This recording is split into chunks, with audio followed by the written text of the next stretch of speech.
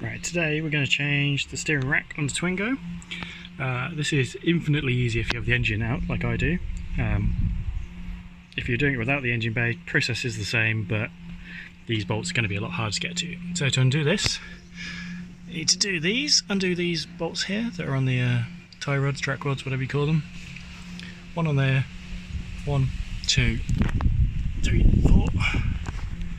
Another one there, and it should just pull out.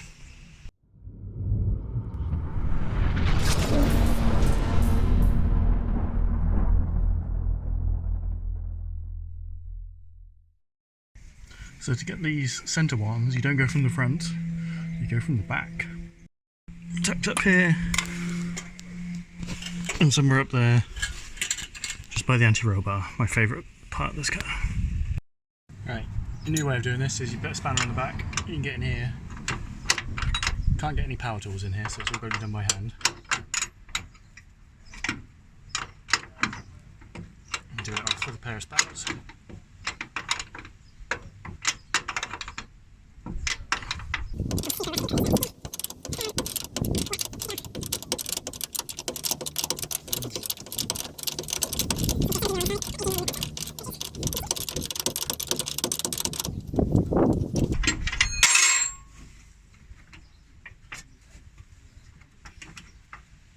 Sort of captive by virtue of you can't actually get the nuts off. There you go. Right. Okay, yeah, that bolt is too long. Come out the back of the subframe.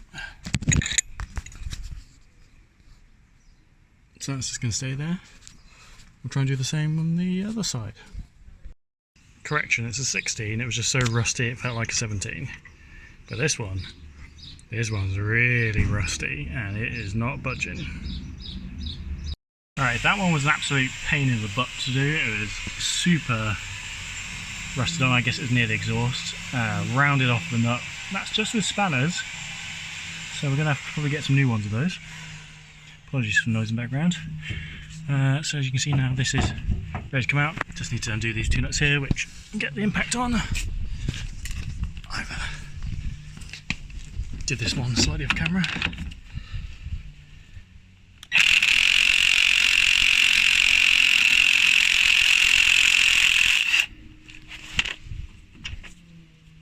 Nearly there. That's a nylock nut as well, so I have to get a new one of those.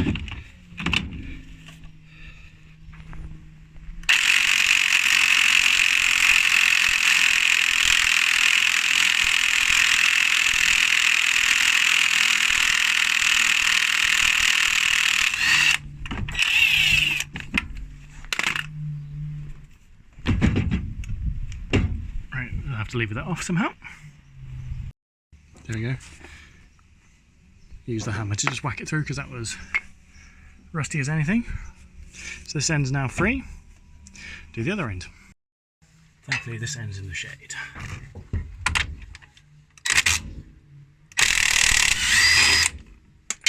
Okay, yeah, this end had been replaced before because that just came out no problem. That's a brand new one compared to the other end. The last bit, which I didn't realise before trying to pull it out, is the bottom of the steering column naturally.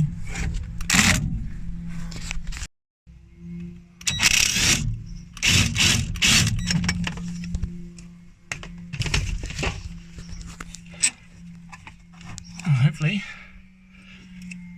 let me keep that somewhere secure.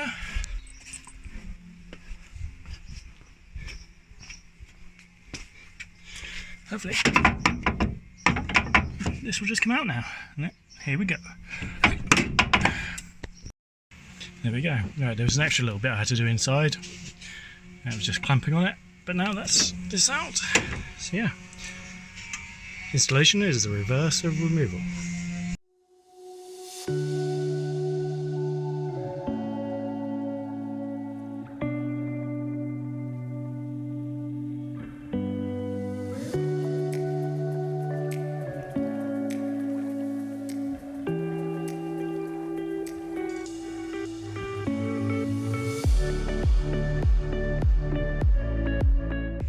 Right, so we have the old steering rack and the new one side by side. You can tell the old one is the one that's got fluorescent green paint on it.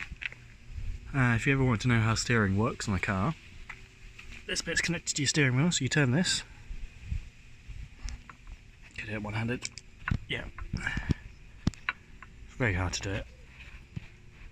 You turn it, it just pushes this in and out. So roughly line that up with where it was, where it came out, and just have to thread this back in and put it all attach it in. So obviously these two end bits push in and out, and then they attach to there, which then pushes the actual discs in and out, or the hubs in and out to turn the wheels. Right, so this needs to get this up there first.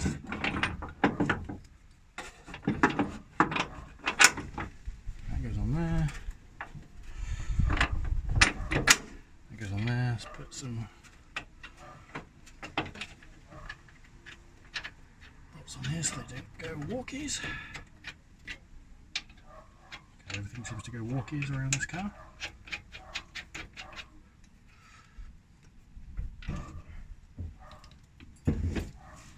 Loosely put the tie rod ends in there. That's that side.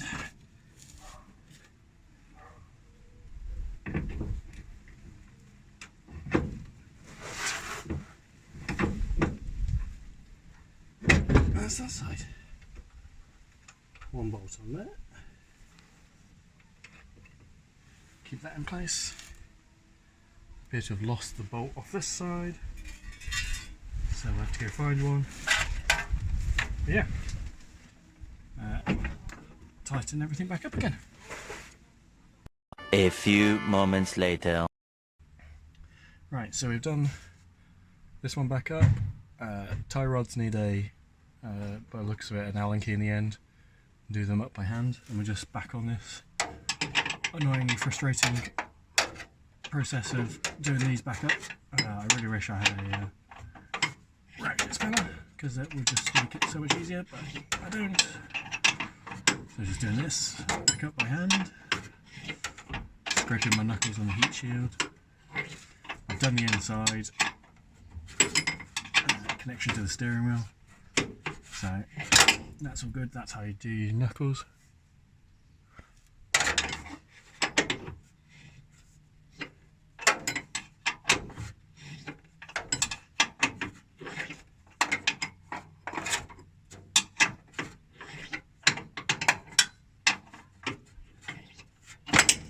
Again, so yeah, just do this back up again. And yep, to put the tie rod ends, I had to compress the bottom of the ball joint because it's tapered. These fancy gloves I got free, they're rubbish but they keep my hands dry. And then tighten this back up. For some reason this didn't work the first time I did it, so I tried a brand new nut. That didn't work either. Cleaned this all out, tried again, still didn't work. Tried this one again, didn't work. Tried this one again, worked first time. So just keep at it, keep applying more pressure. It doesn't help that I don't have any drive shafts connected, so when I jack this up, it jacks the entire thing up. But there we go, that's all done. So yeah, that's how you swap out your steering rack on a Twingo.